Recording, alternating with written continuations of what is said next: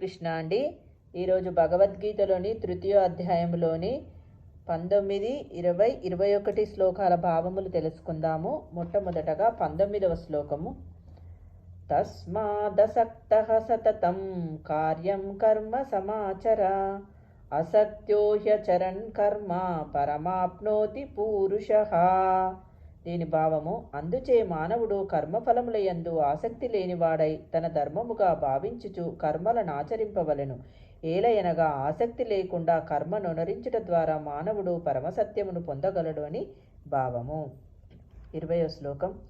కర్మణైవ హి సంసిద్ధిమాస్థితా జనకాదయః లోక సంగ్రహమేపి వాపి సంపశ్యన్ కర్తుమర్హసి.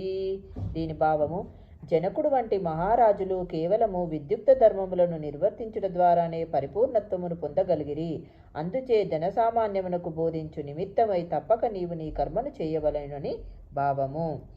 యద్యదాచరతి శ్రేష్టస్తత్తదేవతరోధనః సయత్ ప్రమాణం కురుతే లోకస్తధనువర్తతే. దీని భావము: మహానీయుడైన వ్యక్తి ఎట్టి కార్యములను చేయునో వానిని సామాన్య జనులు అనుసరింతురు. తన ఆదర్శపాయ కర్మం ద్వారా దేనిని అతడు ప్రమాణముగా నిర్ణయించునో దానికే లోకమంతయు అనుసరించునని భావము. జై శ్రీకృష్ణ అండి. మిగతా శ్లోకంలో మరో వీడియోలో తెలుసుకుందాం.